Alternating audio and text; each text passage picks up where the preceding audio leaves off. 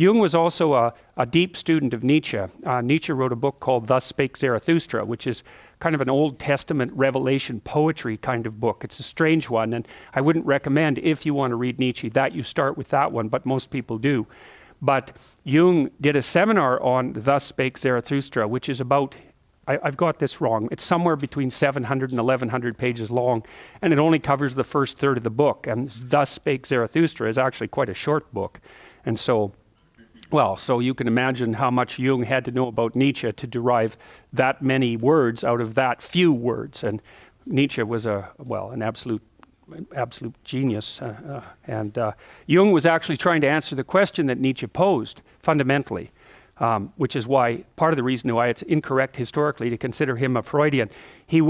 So Nietzsche basically stated, let's say explicitly, that scientific empiricism / rationalism had resulted in the death of the mythological tradition of the West, roughly speaking. That's Nietzsche's comment on the death of God. And in that comment, he also said that the fact that God was dead was going to produce tremendous ideational and social, historical upheavals that would result in the deaths of millions of people. That he didn't say all that in one place. It's spread between, part of it's in Will to Power, and I can't remember the source of the other one.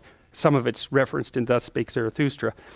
But Nietzsche believed that in order to overcome the collapse of traditional values with the idea, say, of God as its cornerstone, people would have to become creatures that could produce their own values as a replacement, that we would have to become capable of generating autonomous values. And Jung, but that's easier said than done, because trying to impose a set of values on yourself is very difficult, because you're not very cooperative. And you know that if you try to get yourself to do something that you don't want to do, or that's hard, you just won't do it. And so it's not like you can just invent your own values and then go along with that. That just doesn't work.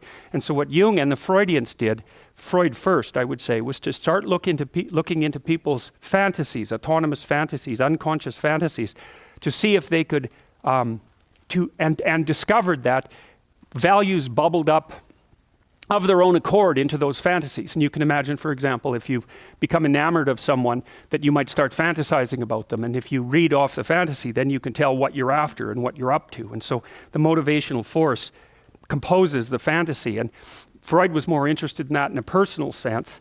So insofar as your fantasies might reveal your personal history. So for example, if you have a burst of negative emotion in a clinical session, there'll be a fantasy that goes along with that, and an association of ideas that kind of manifest themselves of their own accord. And they're not necessarily coherent and logical. They're linked by emotion. That's the free association technique in Freudian psychology. And they also might manifest themselves in dreams and fantasies. And so Freud started doing the analysis of these spontaneous, let's call them fantasies.